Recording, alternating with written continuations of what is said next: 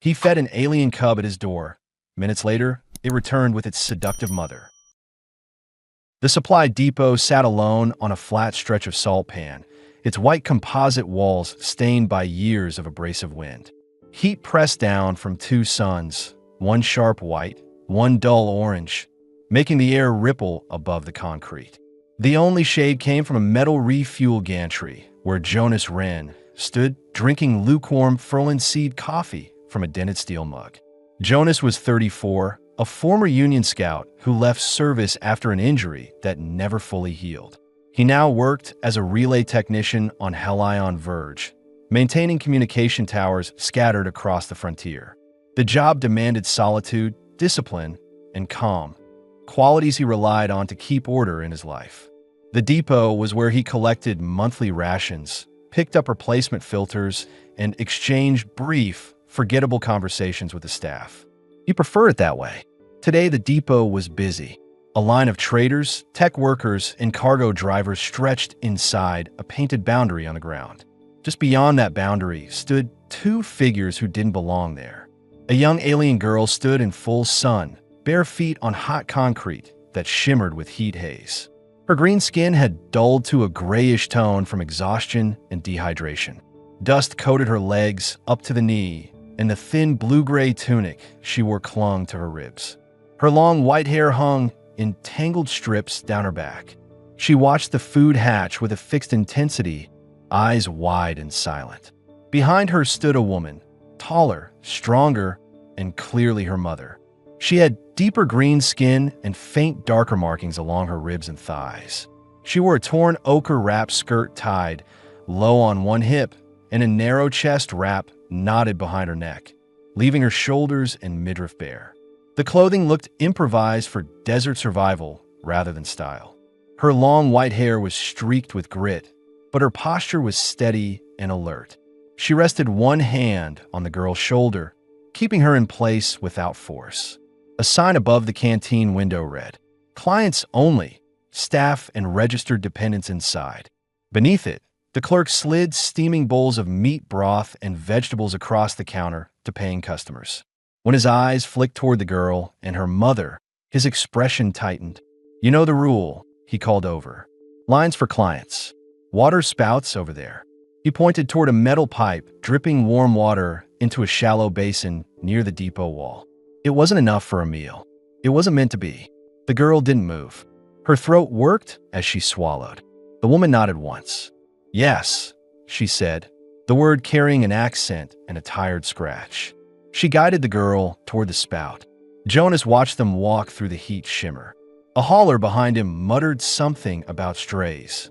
Someone else laughed. Jonas drank the last of his coffee. It tasted sour and metallic. He didn't like crowds. He didn't like pointless cruelty even more. But he'd come for rations, not an argument. The clerk pushed a crate toward him. "Wren, relay 7 allotment." "You good?" "Yeah," Jonas said. He thumbed the slate and lifted the crate. Protein packs, Kethri oil, water tabs. Enough to last a cycle. As he carried it toward his rover, he looked once more toward the girl and her mother. The girl squatted at the spout, cupping water with both hands, drinking slow, careful sips. The woman didn't drink. She stayed standing, watching the horizon as if expecting someone or avoiding someone. Jonas secured the crate, climbed into the rover, and drove across the salt pan toward the relay tower. As the depot shrank behind him, his mind drifted to the usual checklist. Replace worn condenser pads, recalibrate the wind direction sensor, update the tower alignment logs. Routine helped him stay grounded. Routine kept the past from creeping in. The ride back was quiet. The land was a wide, dry sweep of sand and rock formations shaped by constant wind. His relay tower rose from a ridge like a narrow spine, red lights blinking steadily. The module beneath it housed his tools, sleeping cot, cooking unit, and nothing else he didn't need. Jonas parked beside the platform, carried the crate inside, and set on the counter. The module was small but organized. Gray metal walls, a single cot, a table and 2 benches, a console that blinked with atmospheric reports. He unpacked the crate by habit. Filters stacked on one shelf, food supplies in another. A notification pulsed on the console. Unregistered fauna advisory. Report sightings to Frontier Biogenics. He dismissed it with a tap. He heated a pan with a splash of Kethri oil and added strips of Draxamete. They curled and browned as they hit the surface, releasing a thick, savory smell. He stirred leftover Zyron mash in a bowl, thinning it with a little water. The first knock was so light he almost mistook it for cooling metal. He froze. Jonas slept lightly, the way he had since his scout years. Every shift of wind against the relay tower made him open his eyes for a moment. By the second hour before dawn, cool air seeped through the thin seams of the module, and the desert outside settled into its short, quiet night. He turned once on the cot, trying to fall back into sleep, but the image of the girl's cracked lips and hollow stare kept replaying in his mind. He hadn't meant to get involved.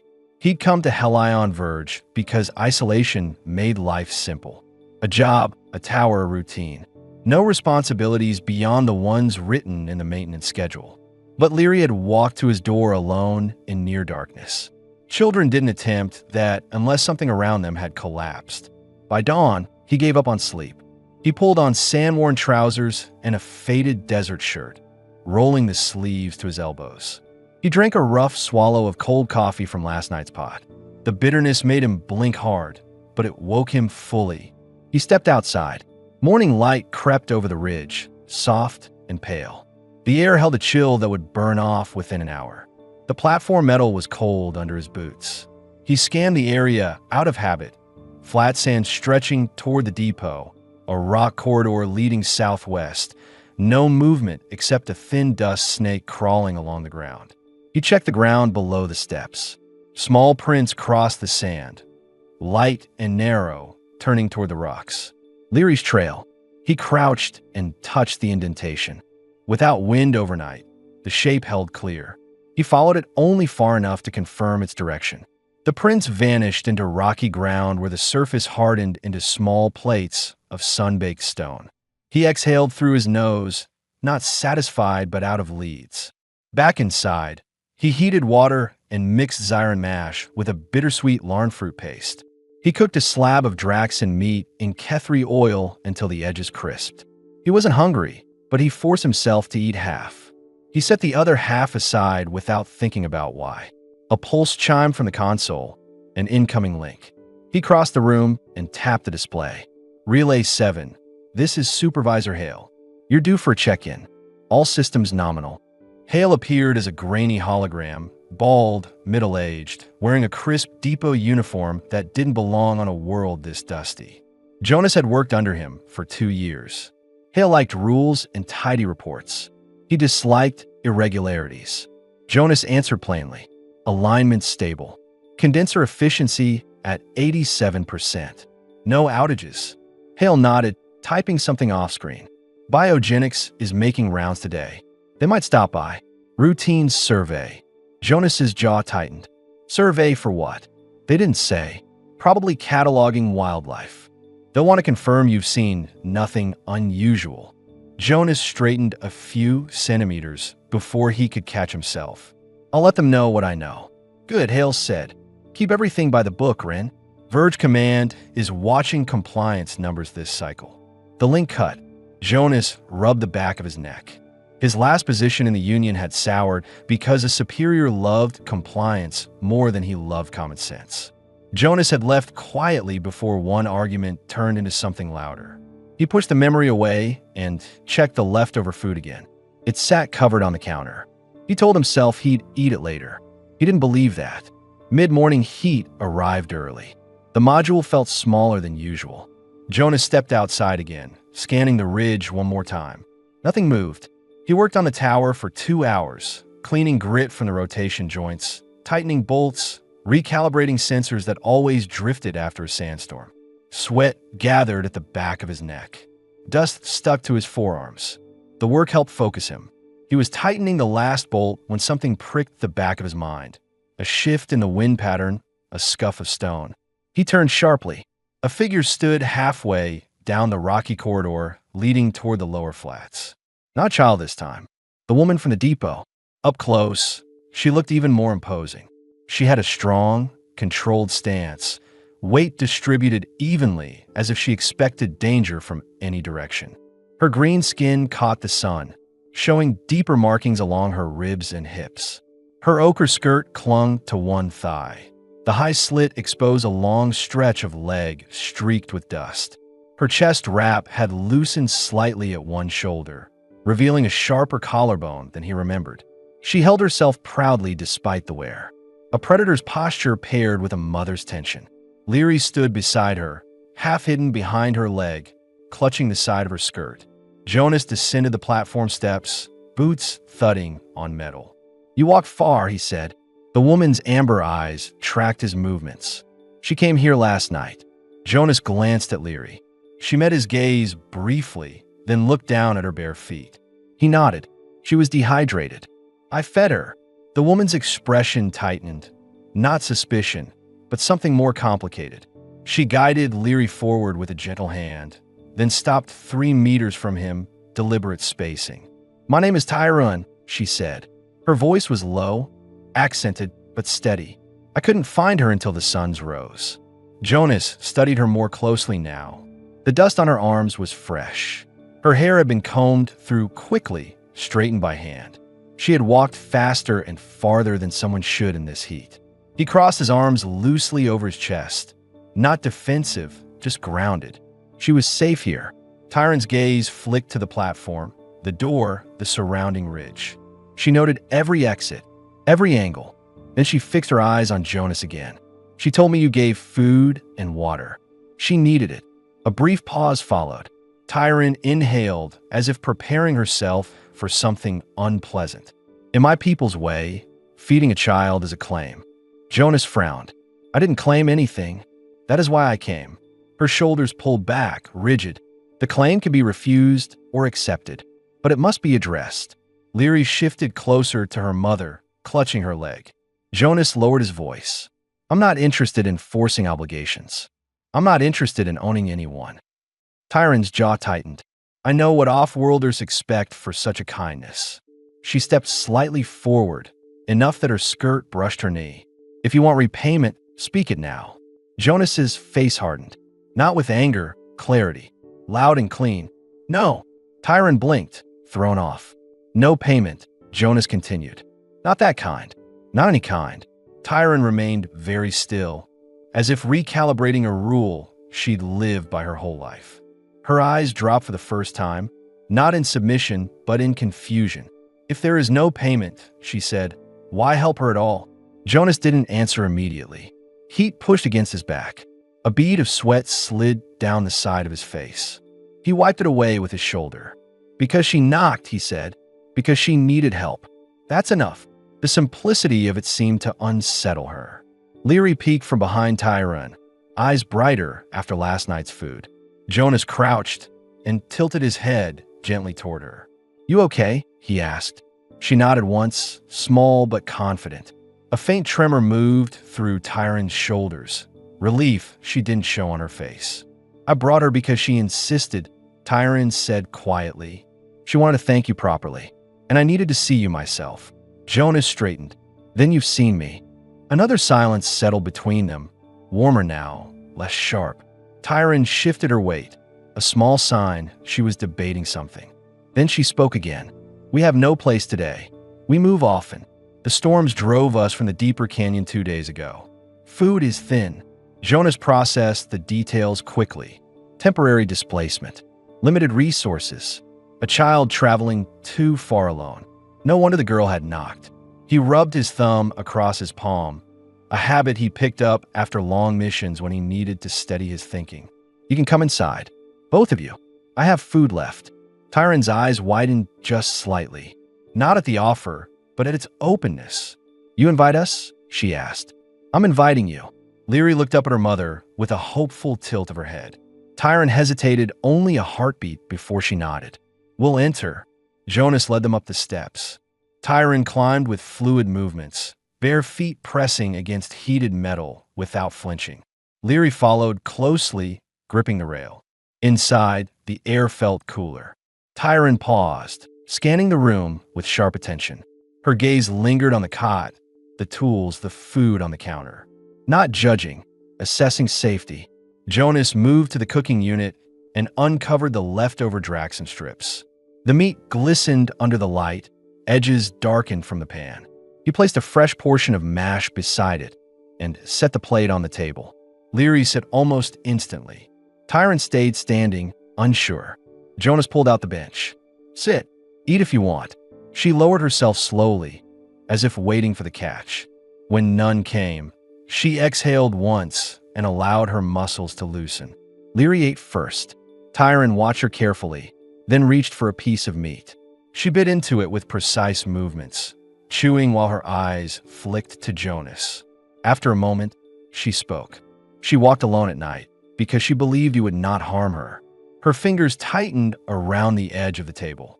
She has never believed that of any stranger. Jonas rested a hand on the back of the opposite bench. "I'm glad she was right." Tyron looked down at her plate. "I don't understand your customs. I don't know your reasons, but I see how she looks at you. She trusts you." Jonas felt something shift inside him. Unsettling, quiet, undeniable.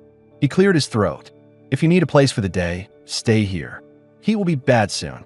Tyron studied him for a long moment. Her voice softened slightly. "We will stay until the suns are lower." Jonas nodded. He didn't show the relief he felt, but it settled under his ribs like cool air in a hot room. Outside, the harsh light grew stronger. Inside, 3 people shared a small table. Strangers bound by circumstance, uncertainty, and a decision Jonas hadn't planned to make but didn't regret. The day had just begun, but nothing about it felt routine anymore. Another knock, 3 short taps. Visitors were rare. Uninvited visitors were concerning. He walked to the door, lifted the manual latch instead of the electronic one, and cracked it open. The girl from the depot stood on his threshold. She looked even smaller here. Dust streaked her legs. Her tunic had dried into stiff wrinkles. Her lips were cracked. Her breathing was shallow, chest rising quick and uneven. Her hair stuck to her temples. She held the edge of her tunic with one hand, knuckles pale green from gripping too tightly. Jonas scanned the ridge behind her. No one else. No tracks except her own. Fear tightened the back of his neck. A lone child meant something had gone wrong. And on a planet like Helion Verge, wrong things tended to escalate. The girl stared up at him. No smile, no plea, just waiting. Jonas felt a slow, heavy pull in his chest, the same feeling he'd had the first time he rescued a lost colonist during his scout years.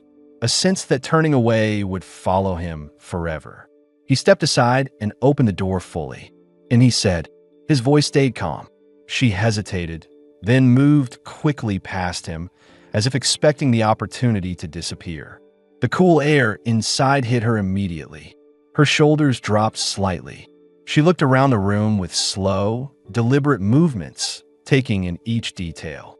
Jonas filled a cup with Orvan water and set it on the table. "Drink." She cupped both hands around it and raised it to her lips. She drank carefully, pausing between each swallow to breathe.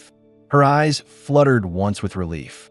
He placed a plate of meat and mash in front of her. She eyed it with uncertainty. "It's yours," Jonas said. She took a strip of meat and ate slowly, chewing as if testing whether the food was real. Her posture changed, less rigid, more focused. Hunger had been riding her hard. Jonas sat across from her. He wanted to understand why she had come, whether her mother was nearby, whether someone was following them. He kept his questions simple. "What's your name?" She touched 2 fingers to her chest. "Leary." Her voice was small, but steadier than he expected. He nodded. "I'm Jonas." She repeated it softly, shaping the sounds. He pointed toward the door. "Your mother." Leary's eyes dropped. Her hand tightened again in her tunic. She didn't answer. Jonas felt tension knot in his ribs. If the mother wasn't here, there was a reason, distance, injury, fear, or something worse. Frontier biogenics came to mind, with their polite questions and clean uniforms. He didn't press her. Pushing would spook her. She finished the food, wiped the plate clean with the spoon, and then slid off the bench. She stood with her feet together, hands at her sides. Then she stepped back, pressed both palms flat against her chest, and bowed her head once, slow, controlled. Recognition clicked. A cultural gesture, a formal expression of respect or gratitude. She'd done it before leaving the depot waterspout. Jonas looked down at her small frame, her dust-streaked skin, her two bright eyes. Something in him settled. Decision made, not impulsive, just clear. "You can stay a while," he said. "Rest. No one will bother you here." For a moment, she looked like she would accept. Her shoulders dipped, and her weight shifted toward the cot. Then something in her tightened. She straightened, bowed again, and moved toward the door. Jonas reached it before she did and opened it. Night air drifted in, cooler and carrying the smell of sand that had finally lost its heat. The ridge cast long shadows across the flat. "You know your way?" he asked. She nodded once. He couldn't tell if she actually did, but she stepped off the platform, bare feet silent, and crossed into the dusk. At the edge of the light, she turned back. Her expression was unreadable, too tired for fear, too proud for begging. He nodded to her. She pressed her palms to her chest one last time, then ran toward the rocks. Jonas watched until she blended with the dark. Inside, her water cup sat on the table. A small smear of mash clung to its rim. He didn't move it. He sat down, hands clasped, mind unsettled. He told himself she would return her mother. He told himself this wasn't his business. But the desert didn't deliver children to distant relay towers without a reason. And something in her eyes, exhaustion, pride, quiet desperation, felt too familiar. Jonas stood, walked to the cabinet, and set out a second cup beside the first. It stayed there as the night deepened outside, a silent reminder that the routine he had relied on for years had already shifted. Heat settled early over the relay module. By late morning, the walls carried a faint warmth, and the hum of the condenser deepened as it fought to keep the interior tolerable. Jonas opened the narrow ceiling vent to pull in moving air. Tyron and Leary remained at the table, finishing the last of the Draxon strips. Leary scraped her plate clean with a small, practiced motion, careful not to waste anything.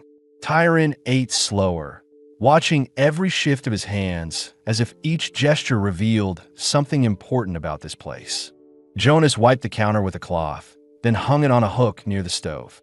"How long have you been moving between shelters?" he asked.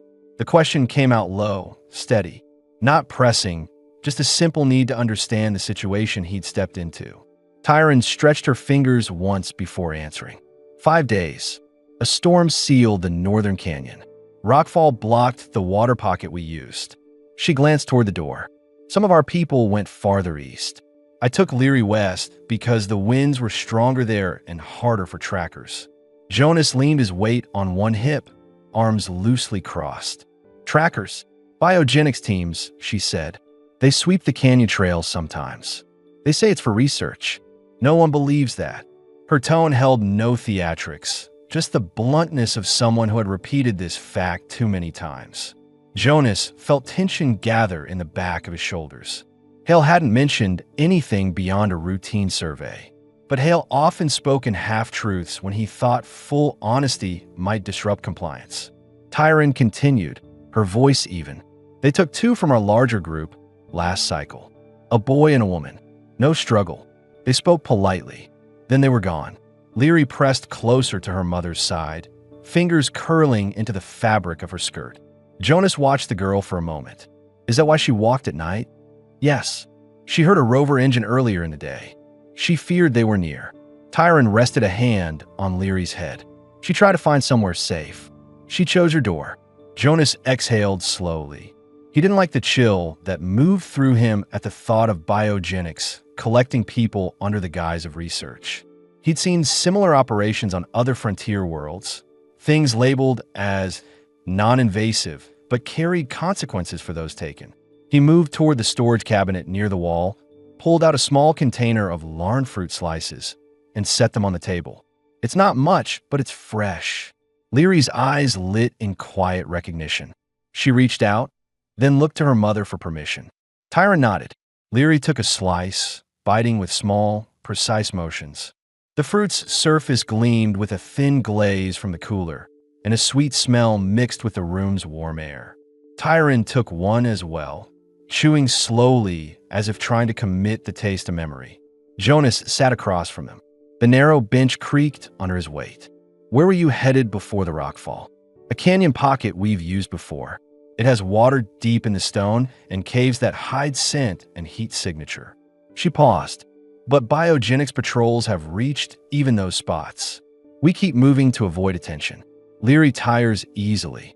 Leary lowered her fruit slice and pressed her palms lightly to her chest, a gesture he now recognized as thanks or acknowledgement. He gave a small nod back. She seemed to relax at that. The module's console chimed softly, a reminder of morning calibration logs. Jonas ignored it. Work could wait. This could not. Tyron studied him openly now, her amber eyes steady. "Why did you leave the Union?" she asked. Jonas hadn't expected the question. He shifted slightly, but didn't hide from it. "I got tired of decisions being made by people who stayed far from the consequences. I didn't want to follow orders that ignored the damage they caused." He paused. "Frontier work is simpler. I fix things. No one tells me to pretend something harmful is harmless." Tyron nodded once, as if this answer fit something she'd already guessed. "Does biogenics bother relay stations?" she asked. "Not usually," Jonas said. "They keep to themselves unless they want data or a signature. But they've started asking questions about wildlife this cycle." He rubbed the back of his neck. "I don't like when their interest shifts." Tyron tilted her head slightly. "Will they come here today?" "Maybe," Jonas said. "My supervisor warned they're doing rounds." Leary froze mid-bite, her small fingers tightening around the fruit. Jonas leaned forward, voice steady. "If they show up, nothing happens to you here. I'll handle them." Tyron watched him closely. "You speak as if it is simple." "It is," he said. "They don't have authority over personal shelter. Not without a court order. And we're far from any court." His calm seemed to settle both of them for a moment. Leary finished her fruit. Tyron brushed a strand of Leary's hair behind her ear, then looked toward the module door. "We shouldn't stay exposed," she said. "If engines come, sound travels quickly on the flats." Jonas stood. "Then inside we stay. Use the cot. Use the bench. Rest until the heat drops. You're not in the open here." Tyron hesitated, as if measuring the risk again. Her eyes traveled across the room. The single cot, the small shelf of tools, the folded blanket, the spare water jar. Nothing excessive, nothing threatening. She nodded. "We will rest." Jonas pulled the shade panel down over the small window to dim the glare. The room took on a softer, muted tone. Tyron guided Leary to the cot. Leary climbed onto it, curled her legs under herself, and lay against the wall. Within minutes, her breathing slowed, even and warm against the fabric. Tyron sat on the edge of the cot, her hands resting lightly on her knees. She didn't lie down, but her posture loosened. The back of her skirt brushed the metal frame. The dust on her legs created faint streaks on the blanket. "You haven't slept either," Jonas said. "I sleep in pieces," she replied, "when it is safe." "Then sleep here," he said. "For now, this place is secure." Her eyes softened. Not trust, not yet, but an acknowledgement that his tone carried no agenda. She lay down beside Leary, careful not to wake her. The blanket pulled across her waist. Strands of white hair spread across the pillow. Jonas returned to the table, lowered himself to the bench, and listened to the quiet of the module. The condenser hummed. Outside, wind skimmed across the ridge. Inside, two sets of breathing replaced the solitude he'd carried for months.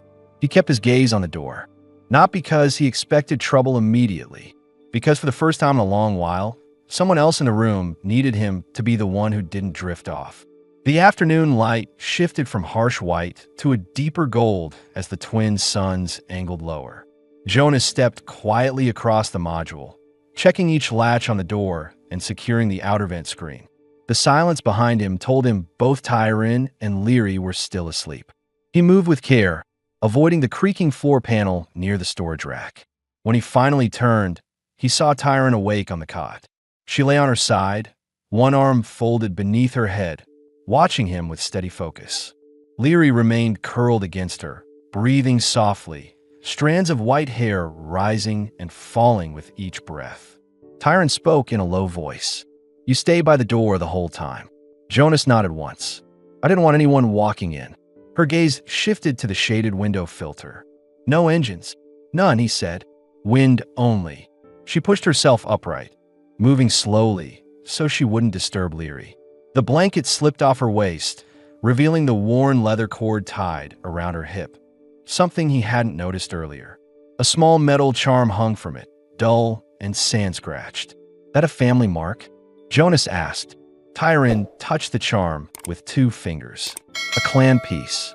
Before the scattering. She paused. Most who wore it are gone. Jonas didn't ask how. The way she rolled the charm between her fingers already answered enough. She stood, stretching her back. Her skirt brushed against her thighs, the high slit shifting as she moved. Dust collected in faint smudges along her legs. She brushed them off, then stepped barefoot across the cool floor. Your work, the relay, she said. Will someone notice if you miss tasks? They'll notice, Jonas replied. He pulled the console toward him and tapped the calibration menu with practiced familiarity. But I sent the basic logs earlier. They'll assume I'm on maintenance rounds. Is that true? She asked. Today it is. Tyron watched him for a long moment, reading whatever she needed to before she continued. You asked earlier how long we've been running, but you didn't ask why we left our old canyon. Jonas sat back. I figured you'd tell me when you wanted to. She nodded once, as if confirming he understood her rhythm. We had a shelter deep in the western cliffs, hidden, quiet. Then last season, a biogenics rover appeared. They said they wanted to study our water adaptation. They asked for volunteers. Her jaw tightened. When no one stepped forward, they chose to. Leary stirred at the sound of her mother's voice but didn't wake. Jonas rested his elbows on the table, fingers clasped. They pull this on frontier worlds, but no one here reports it. Records never match what actually happens. You have seen this before? She asked. Different faces. Same pattern. She looked down at her hands. Then you understand why trust is slow. I do, he said. The module grew quiet again. Wind brushed the exterior plating, leaving the faint rattle of sand in the seams. Jonas checked the time readout. A faint line of tension formed above his brow. Tyron noticed. Expecting something? Supply rover usually passes the ridge around this hour, he said. If biogenics hitched a ride or redirected one, I need to know. She stepped closer to him. If they come, you must not stand in front of them alone. They will twist your words, make you part of their claim. I won't let them take you, Jonas said. That is not the same as protecting yourself, she replied. Her tone wasn't confrontational. It was matter of fact, as if she'd seen too many men believe resolve alone could stop a system that smiled while it took things. A small sound interrupted them, a soft murmur from Leary. She shifted on the cot, rubbing her eyes with the backs of her hands. When she sat up, her hair fell in a curtain over her face. Tyron crossed the room and gently parted it. Leary blinked at Jonas. He crouched slightly to meet her height. You hungry again? She hesitated, then nodded. Jonas retrieved a small bowl from the cooler. Zyronberry mash chilled from the morning. The surface a deep purple with flecks of crushed seeds. He added a piece of seared Draxon from the earlier batch. Leary accepted the bowl with both hands, holding it carefully so it wouldn't spill. As she ate, Tyron leaned against the table. When the patrol took those two, they said we would be safer in regulated housing. But their housing is far from any canyon. Our bodies fail without this environment. Jonas looked up. Biogenics knows that. Yes. Her fingers tightened on the edge of the table. The muscles along her arm tensed in a slow, controlled way, fear contained rather than shown. Jonas reached into the drawer for the field map he rarely used. He set it on the table and unfolded it.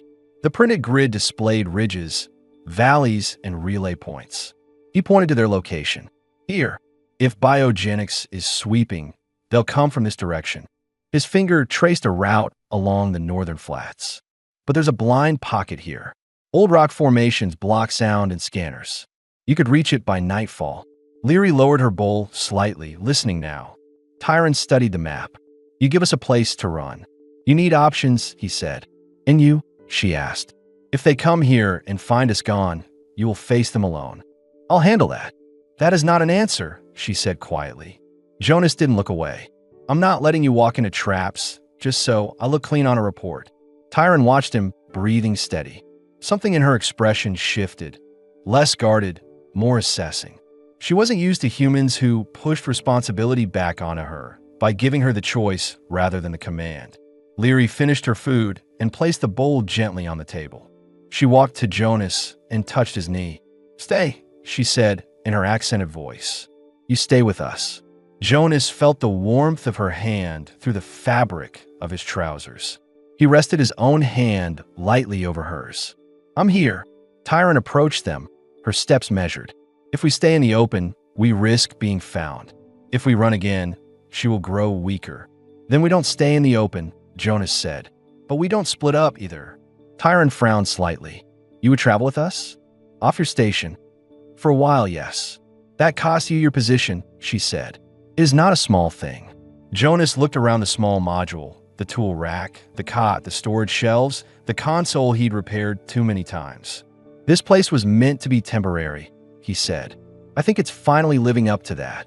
Tyron let out a slow breath, her shoulders lowering just a fraction. "Then we prepare for night travel."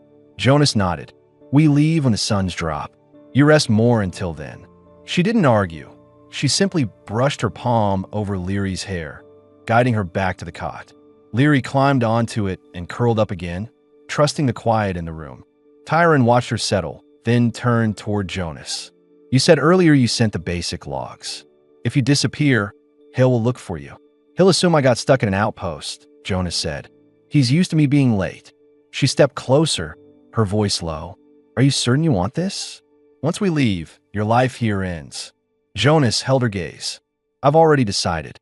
Tyron studied him for another long moment, and something in her stance eased. Not surrender, but a shared step toward the same direction. Outside, the wind carried new grit against the walls. Inside, the three of them prepared for a night that would change everything. The twin suns dropped behind a western ridge, pulling the heat down with them. The relay module cooled fast, warm metal fading to a faint chill under Jonas's palms as he tightened the straps on his pack. The interior lights cast soft amber across the floor, catching dust in the air. Every movement in the room sounded sharper now. Leaving made the space feel smaller. Tyron folded the blanket with practiced efficiency, tucking it under one arm. Leary clutched Jonas's old field shirt like it was a shield. She wore it over her tunic, sleeves hanging past her hands. The fabric nearly brushed the floor. Jonas kneeled to retie the laces on his boots. "We'll move toward the ridge first," he said. "There's less ground for engines to echo off. If we hear anything, we stop." Tyron adjusted the strap of her wrap skirt. Her posture stayed steady, but the way she inhaled deeply showed the strain she'd carried all day. "Tell me again," she said. "The blind pocket is where?" He pointed to the small field map laid out on the table. "Here, a cluster of stone towers. They block heat signatures. The entrance is narrow, easy to miss unless you know the cut in the rock." She studied the route with narrowed eyes. "How far?" 3 hours if we keep pace. Longer if Leary tires." Leary lifted her chin. "I can walk," she said softly. Tyron stroked her daughter's hair. "You walk until your feet say stop." Jonas opened the door a hand's width and checked the ridge. Darkness settled across the flats. No engines, no shifting lights, just the wind pressing low against the sand. He exhaled once, steadying himself. "Ready," he said. They stepped outside. Sand crunched under their boots and bare feet. The door sealed behind them with a muted hiss. Jonas set a slow pace, keeping Tyron and Leary between him and the open horizon. He scanned the distance out of habit, eyes adjusting to the dim blue wash of moonlight. After several minutes, Tyron matched his stride, falling into step beside him. "You did not tell me why you chose this world," she said. "There are easier assignments than a frontier relay." "I wanted quiet," Jonas replied. "Most who want quiet choose stable worlds, not places where companies steal people for study." He smirked faintly. "Quiet doesn't mean safe. Just means no one bothers me unless they need something fixed." Tyron looked forward again, expression unreadable. "Is that enough for you?" "It was," he said. "Not now." The wind shifted, blowing from the east. Cold grains of sand tapped against their legs. Leary shivered. Jonas removed his long, sleeveless coat and draped it over her shoulders. The fabric nearly swallowed her, but she pulled it close, smiling faintly. Tyron's eyes followed the motion. She will remember that gesture for a long time. She needs warmth, Jonas said. Warmth is not only temperature. He didn't answer. He didn't need to. They continued toward the ridge. The terrain changed gradually, flatter sand giving way to scattered stone. Jonas checked the map once under the moonlight, then tucked it back inside his pack. Half an hour later, the first unexpected shift appeared. A flash of white light blinked far behind them. Not bright enough to be a search beam, more like a routine rover check light. But even that meant movement. Tyron stopped instantly. Engine, maybe, Jonas said. Could be Hale doing his route late. Could be biogenics. We won't assume either way. Leary clung to Tyron's skirt. Jonas lowered himself to her height. You okay? She nodded, though her fingers shook. Tyron whispered, we move faster. No, Jonas said. Fast leaves tracks. Keep the same speed. Nothing changes unless they come closer. Her eyes narrowed. You are too calm. Calm keeps us thinking. They resumed walking. The light behind them did not grow, did not move, did not repeat. Eventually it faded, swallowed by the horizon. Leary loosened her grip on her mother's skirt. Jonas slowed his pace slightly, allowing Tyron to breathe easier. The path angled between rising stone formations. The wind quieted, trapped between narrow walls. Their footsteps echoed lightly, sounds softening as they passed deeper. Tyron broke the silence first. My mate died seasons ago, she said, before Leary learned to speak more than a few words. That is why we traveled, why we stayed with the group. One mother alone is too easy to target. Jonas nodded once. You kept moving for her. For both of us, she said. Grief does not keep us alive. Action does. Jonas didn't pry further. He didn't need the details. The way she walked told most of the story, steady, vigilant, anchored by responsibility more than choice. As they reached a bend in the rock, Leary tugged at Jonas's shirt hem. Why do you help us? She asked. Jonas slowed. He looked down at her, at the small face half hidden by his coat collar. Because someone should have helped you earlier, he said. And because you came to my door. That is enough reason? She asked. It is for me. Tyron watched this exchange in silence. Something softened in her shoulders, not relaxation, but acknowledgement. The canyon mouth appeared ahead, a narrow split between towering stone walls. Jonas lifted a hand. Here, this is the entrance. Tyron stepped forward, inspecting the cut in the rock. It looks too small. That's the point. They squeezed through. The stone scraped lightly against their clothing.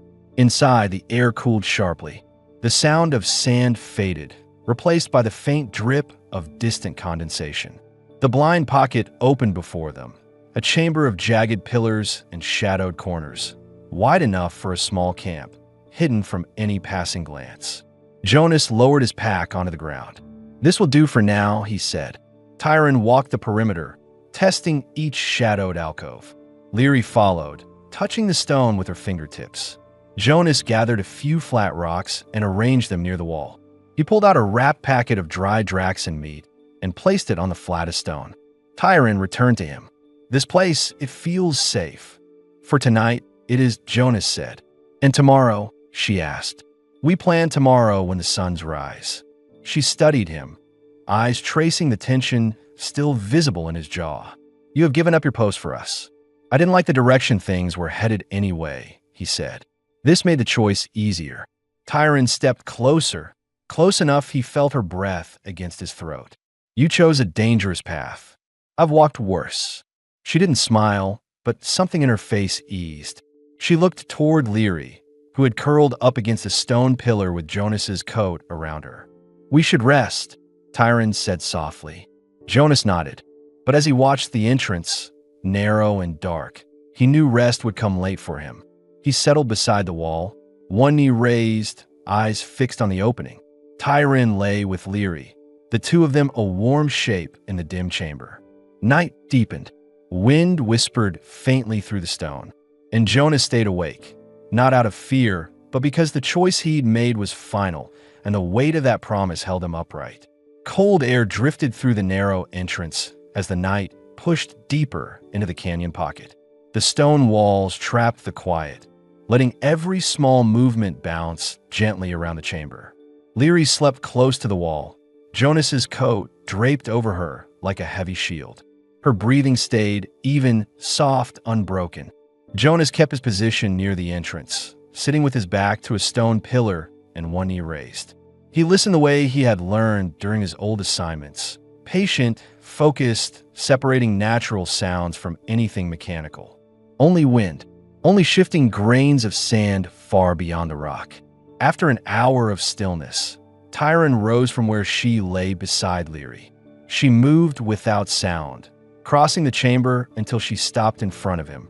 Moonlight from the narrow slit above cut a faint line across her skin, green turning deeper emerald in the cool shadows. Her white hair fell loosely over her shoulders, brushing the upper edge of her chest wrap. "You haven't slept," she said quietly. "I will," Jonas answered. When I'm sure nothing is following us." She crouched down in front of him, close enough that the heat from her body drifted through the cool air. "You cannot guard without rest," she said. "Even desert predators sleep when they trust the ground." Jonas gave a small exhale. "I'll rest soon." She studied his face for several seconds. Her eyes tracked the tension at his jaw, the slight tightness around his mouth. "You carry strain," she said, "even before we came to your door." "It comes with the job," Jonas replied. "No," she said softly. "This is older." He didn't answer. He didn't know how to, not without unraveling things he wasn't ready to explain. Tyron shifted closer, her knees brushing his. "If you fall from exhaustion," she continued, "we lose the only person who knows these routes. We lose the man who chose us." Jonas lifted his eyes to hers. "I'm not going anywhere." "Then show it," she said. She reached out slowly, giving him time to decide. Her hand touched the side of his neck, thumb resting just below his jaw. Her skin was warmer than he expected. Her fingers steadied him, not pulling, not demanding, just holding a point of connection. Jonas's breath deepened. His hand rose instinctively to her waist, fingers pressing lightly against the fabric of her wrap skirt.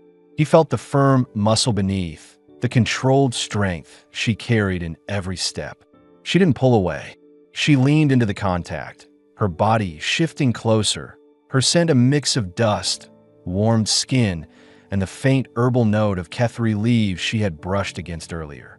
"This is not debt," she whispered. "I know." Her other hand settled on his chest, feeling the steady rhythm beneath his shirt. She lowered herself onto his raised knee, not fully sitting, just bringing her weight closer to his. The movement was deliberate, natural, confident in a way that felt newly earned rather than rehearsed. Jonas slid his hand along her waist to her hip. The wrap skirt parted slightly under his touch, revealing more of her thigh. She didn't stop him. She steadied herself by gripping his shoulder. Her thumb brushed gently over the edge of his collarbone. Her voice dropped, roughened by restraint. "When you refused my first offer, I thought you did not see me." "I saw you," Jonas said, "just not the way you feared." Her breath tightened. Something inside her posture shifted, less guarded, more vulnerable. "And now?" she asked. He brushed his knuckles along the line of her lower back. The small tremor that ran through her told him more than words. "Now, I see a woman who's been carrying everything alone," he said, "and I'm not letting her carry it alone anymore." Tyron's forehead touched his for a moment, brief, quiet, grounding. She inhaled softly, eyes closing. Her hands slid to his shoulders, gripping them with a tension that came from something deeper than fear. She moved closer, pressing her body to his slowly, carefully, as if giving him every chance to retreat. Jonas lifted his other hand and rested it on the back of her neck, thumbs stroking the curve where her hairline began. Tyron's lips brushed his, light, controlled, almost cautious. When he responded, she deepened the kiss with a quiet exhale, her fingers tightening in the fabric of his shirt. The kiss didn't rush. It grew steady, certain, shaped by the days of restraint that had gone unspoken between them. Her body settled onto his lap now, legs straddling him, the slit of her skirt falling naturally around his thighs. Jonas felt the warmth of her against him, the subtle shift of her hips as she adjusted to the position, grounding herself in his hold. She broke the kiss just long enough to breathe against his mouth. "You choose this freely?" "Yes." Her lips pressed to his again, firmer now, unburdened by hesitation. Jonas's hands moved along her back, tracing the line of her spine, stopping at the tie of her chest wrap. She placed her hand over his, not stopping him, just anchoring the moment. Her eyes opened, amber catching the faint moonlight. "No fear," she whispered. "No debt. Only choice." "Only choice," he agreed. She lowered herself fully onto him, head resting briefly against his shoulder as her breath steadied. He felt her weight, real and present, the kind of closeness neither of them had allowed before. For the first time since they entered the canyon, the tension in Jonas's body unwound, not into fatigue, but into certainty. Tyron lifted her face to his again, lips brushing his jaw, then his mouth. Her hand guided his toward the knot of her chest wrap, fingers resting lightly over his as if aligning their intentions.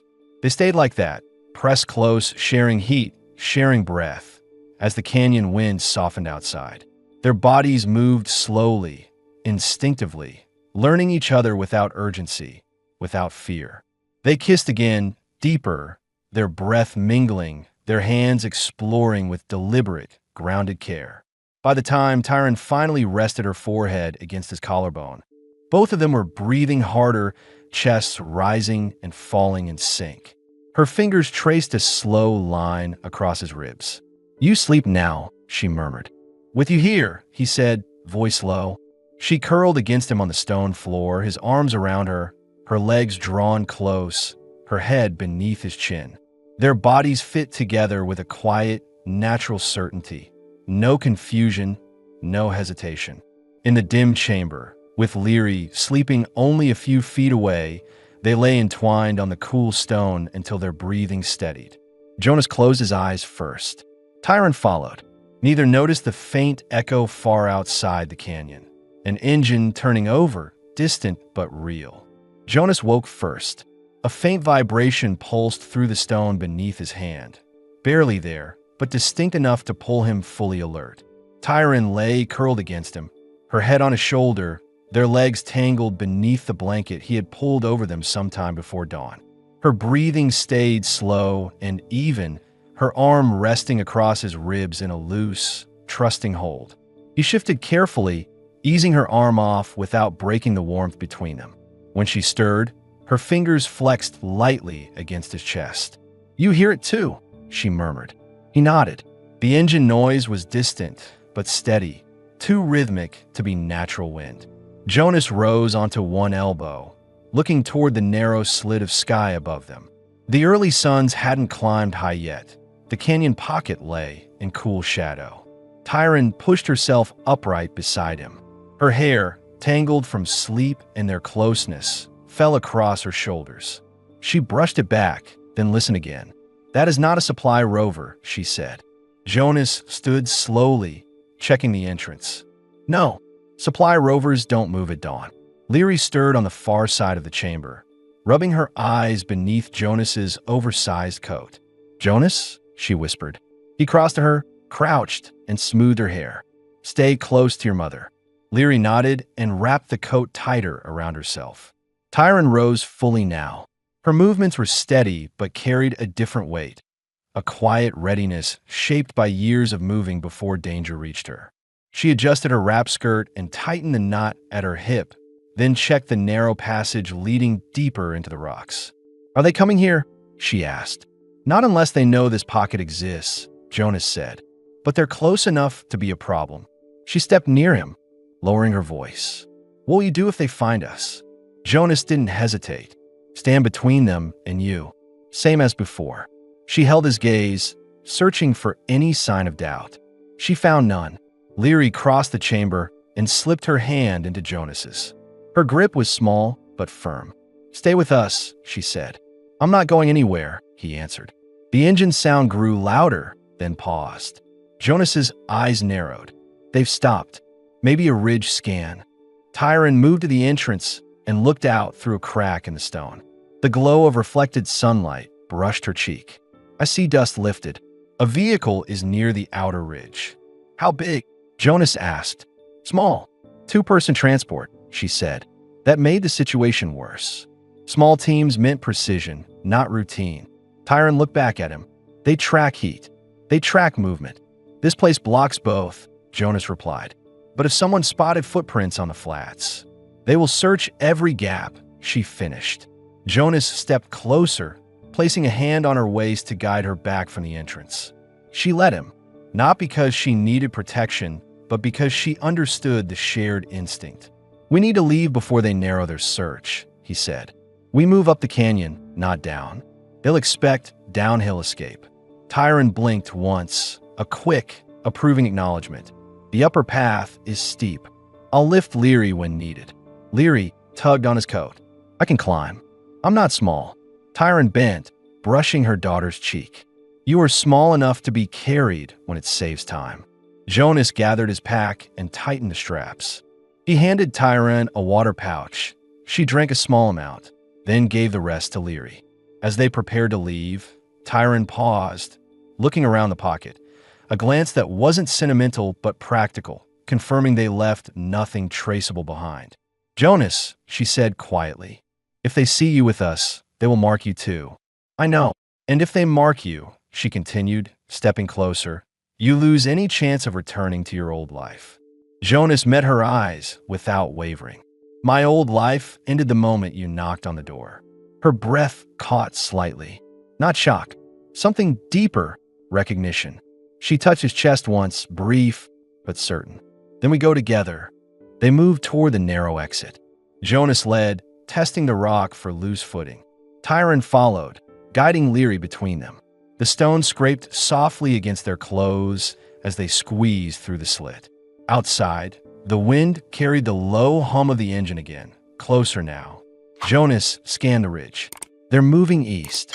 They searched the trail we used, Tyron said. Good, Jonas replied. That buys us time.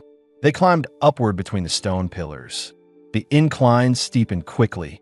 Jonas lifted Leary when the rock grew too sharp for her bare feet. She wrapped her arms around his neck, holding tight but silent. Halfway up, the sound changed. Not just an engine, voices, distant, thin but present. Tyron pressed herself against the rock, pulling Jonas and Leary into the shadow with her. Her hand on his arm tightened, grounding them both. They walk, she whispered. Not just the vehicle, two on foot. Jonas set Leary down and looked at Tyron. We can still get above them. If we reach the top ridge, the canyon splits. They won't know which fork we take. Then move, she said. They climbed faster now.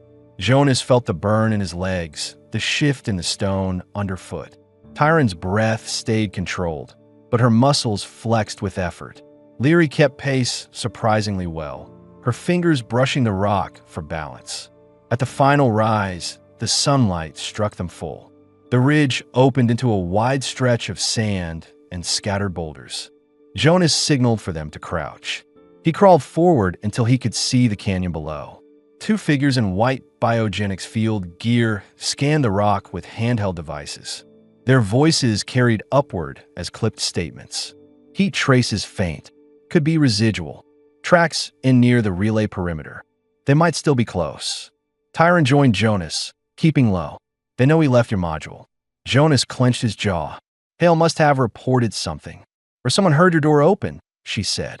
Below, one of the officers tapped a control on their wristband. A soft chime echoed in the canyon. Tyron's breath stilled. A sweet pulse. Jonas exhaled slowly. It won't detect us from this height. But we need to move before they run another. Where? Tyron asked. He pointed north. A trade outpost sits past the ridge. Canyon folk gather there for the cycle exchange. If we reach it before midday, we can disappear in the crowd. And if biogenics follows, then we stop hiding.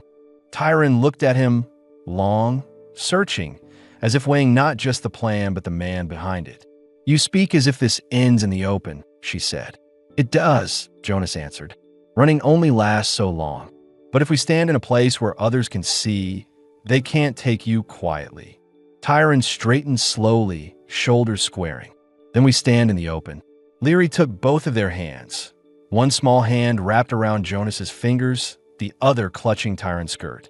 Jonas braced himself for the next climb. Stay close. Don't speak unless you need to. Tyron nodded. Lead us. They rose from the ridge together, silhouettes sharp against the early light. Behind them, the biogenics team continued sweeping the canyon.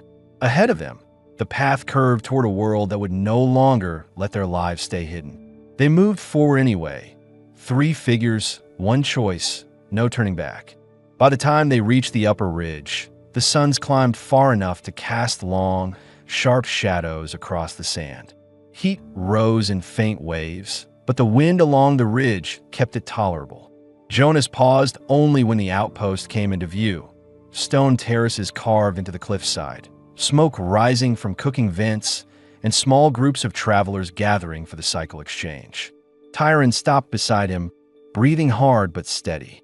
Dust streaked her legs, and sweat glistened along her collarbone. Leary pressed against her hip. Jonas's coat still draped around her like a soft armor. That is the place? Tyron asked. Yes, Jonas said. A lot of people, a lot of noise. Biogenics can't pull you aside without witnesses. And if they try, she asked, then I stand in front of you, he said. Not as a stranger, not as a temporary shelter, as family. Tyron held his gaze. Something fierce rose in her expression. Not fear, not doubt. Commitment. They descended toward the outpost. The closer they came, the more voices filled the air, vendors calling out prices, canyon folk arguing over trade weights, children weaving between stalls. Scents drifted from open cook fires, seared meat from local hunters, Kethri leaf broth simmering in clay pots, fresh flatbread cooling on woven mats. The moment they stepped into the crowd, heads turned. Jonas expected curiosity. What he didn't expect was the quiet recognition from the canyon folk. People who saw Tyron's markings and understood instantly who she was and what danger followed her kind. A trader near the stone ramp eyed Jonas, Tyron, and Leary with a tight, assessing look. Long way from the relay, aren't you? He said. Longer than usual, Jonas replied. Trouble behind you? Jonas didn't answer, but his steady posture gave enough of a hint. The trader nodded once, almost respectful, and stepped aside to let them pass. Tyron leaned closer. They see what follows us. They also see us walking together, Jonas said. That matters. They moved deeper into the outpost until they reached the center square, a broad area paved with sun-bleached stone. At the far end stood a carved registry pillar used for trade declarations, partnership claims, and travel rights. Jonas stopped. Tyron realized where they were and froze. Jonas, what are you doing?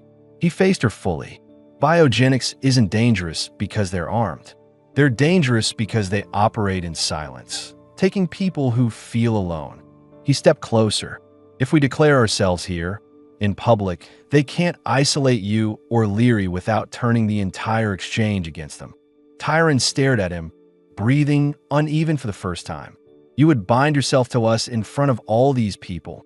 He reached out, resting his hand on the side of her face. I chose you the night you knocked on my door. This just makes it visible. Leary gripped his shirt. We stay, she asked. Jonas looked down at her. We stay. The crowd quieted as Jonas guided Tyron and Leary toward the registry pillar. Conversations dipped. Traders stepped aside. Even canyon folk who had never spoken to Jonas watched with sharp attention. Tyron's fingers slipped into his, hesitant at first, then firm. They stepped up to the pillar. Jonas pressed his palm to the worn stone surface.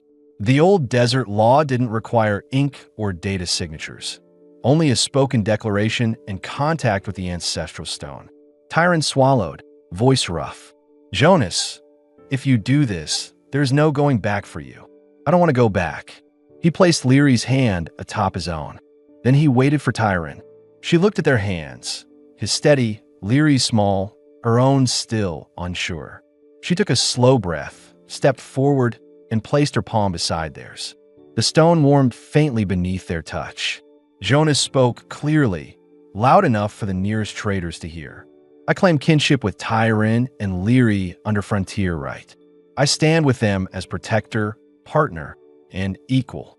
A ripple moved through the crowd. Tyron inhaled sharply. Her voice trembled but held. I accept Jonas Wren as kin, as partner, as family.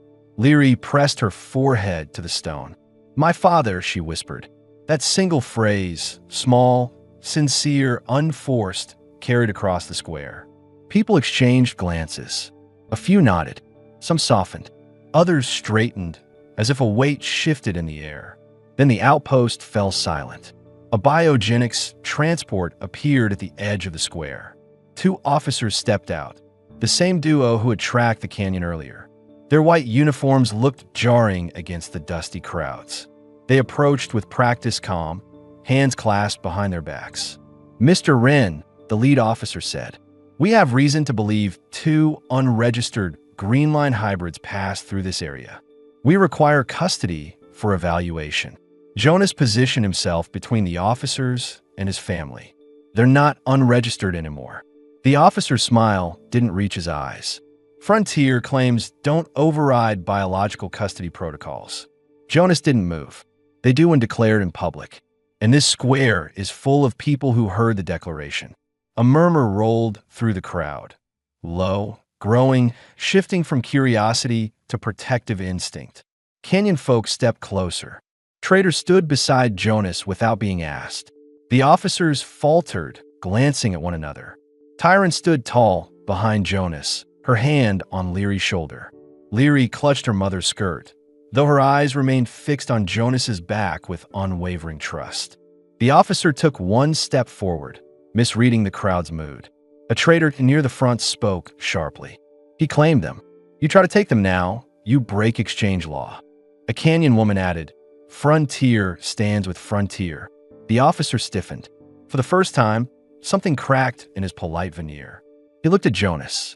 If this is your choice, understand the consequences. Jonas didn't blink. I understand them. The officer assessed the crowd again. Now a united wall of bodies and stares. Biogenics operated through quiet force, not public confrontation. This was no longer discreet, no longer controllable. He stepped back. We'll file a report, he said coldly. Do that, Jonas replied. The officers returned to their transport and left without another word. As the engine noise faded, the square remained silent for a few breaths more. Then someone clapped, one sharp beat against the stone railing. Another joined, then more. The sound spread across the square in steady rhythm. Approval, recognition, a frontier welcome. Tyron exhaled shakily. Her knees weakened for a moment, and Jonas caught her by the waist. She leaned into him, forehead against his shoulder. You changed everything, she whispered. No, he said. We did. Leary wrapped her arms around both of them, pulling them into a small, uneven embrace. Later that afternoon, after the crowd dispersed and the traders returned to their exchanges, Jonas and Tyron walked the upper terrace with Leary between them. The suns cast warm light over the cliffs. Jonas carried a bag of supplies, woven blankets, dry Draxon meat, a small carved toy glider shaped like a bird for Leary. Tyron kept close to his side, not out of fear, out of choice. When they reached the overlook, the view opened to the canyons below, endless ridges, stone shadows, quiet wind. Tyron placed a hand on her belly, absently at first, then slower, more thoughtful. Jonas watched her expression change. She had felt this before, he realized. The timing aligned. The symptoms she had mentioned days earlier. The small shifts in her body she had tried to ignore. She looked at him. No words, just quiet recognition of a future beginning inside her. Jonas stepped behind her, hands sliding around her waist until they rested over hers, covering the place where new life was forming. Tyron leaned back into him. Her eyes softened. Leary pressed herself against Tyron's leg, peering up at both of them with a shy smile. They stood like that, 3 figures on a sunlit terrace, held together by a promise spoken into stone. From here, their life would not return to hiding. It would grow.